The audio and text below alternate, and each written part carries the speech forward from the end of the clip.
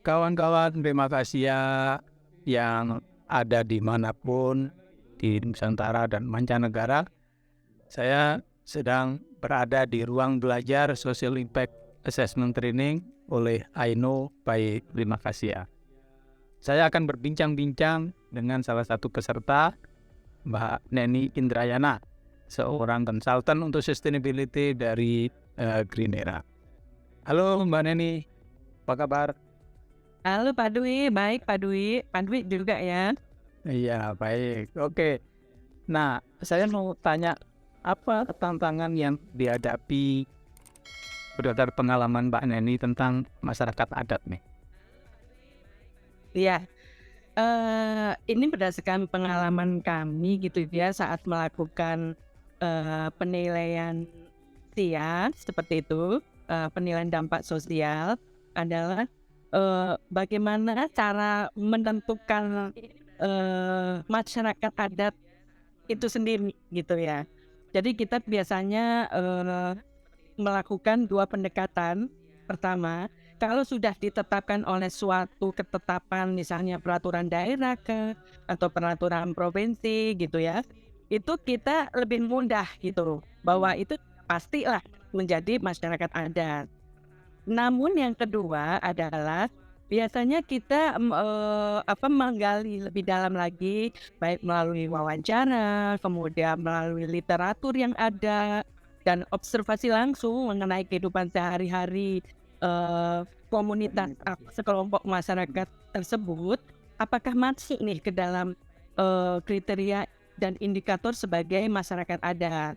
Contohnya mungkin, eee mereka hidup dalam ketergantungan terhadap wilayah tertentu untuk pengambilan sumber daya alam yang itu sudah dikelola secara bersama, secara arif ya, kearifan lokal, kemudian juga ya melihat kebiasaan hidup sehari-hari.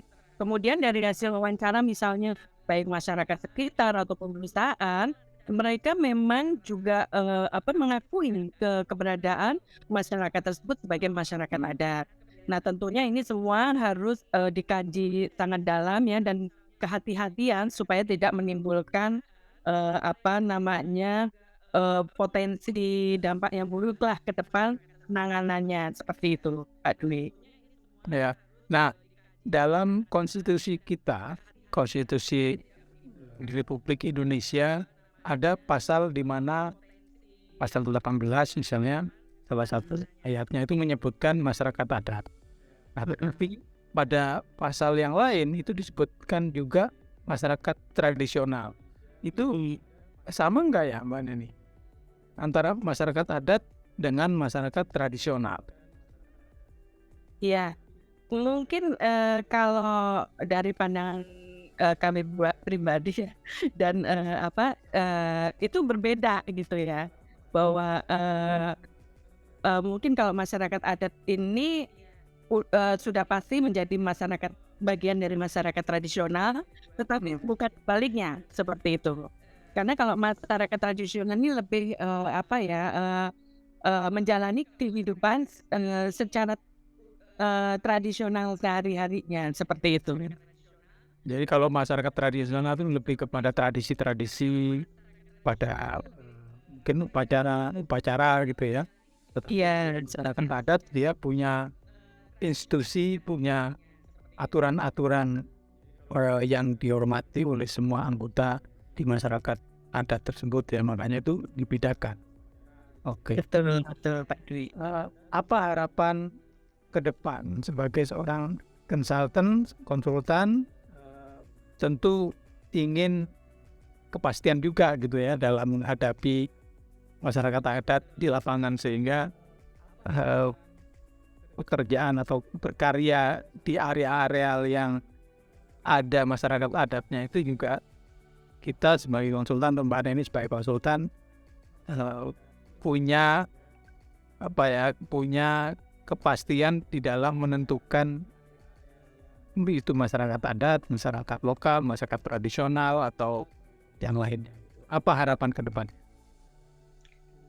Mungkin mekanisme dalam hal penentuan masyarakat adat ini tentunya kan tidak muncul secara instan atau tiba-tiba gitu ya. Nah mungkin ini juga PR dari pemerintah daerah atau yang mungkin awalnya adalah dari pemerintah tingkat kampung atau desa dulu lah ya yang bisa melaporkan keberadaan masyarakat adat ini sehingga lebih bisa mendapatkan pengakuan yang lebih secara legalitasnya itu lebih lebih terakui lah seperti itu.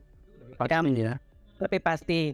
Tapi yang kedua pun kalau tidak memungkinkan itu atau prosesnya rumit gitu ya, setidaknya dari pemerintah desa itu mengakui dan membina atau melindungi lah keberadaan masyarakat adat tersebut, dan kemudian dalam hubungannya dengan perusahaan juga dikomunikasikan dengan baik lah seperti itu. Dan harapan sendiri dari masyarakat hukum adat biasanya mereka memang inginlah diakui keberadaan mereka dan terutama hak-haknya seperti itu. Oke, baik. Terima kasih Mbak Neni atas perbincangan singkat kita. Jadi kawan-kawan yang menyimak acara ini, demikianlah perbincangan saya dengan Neni Indrayana, konsultan sustainability dari BP Vinera, yang berbagi pengetahuan tentang pengalaman menghadapi masyarakat adat, komplikasinya, kemudian harapannya ke depan seperti apa. Demikian saya Dwi Rahmat Aman dari Terima Kasih, mengucapkan terima kasih. Sampai jumpa pada sesi belajar berikutnya.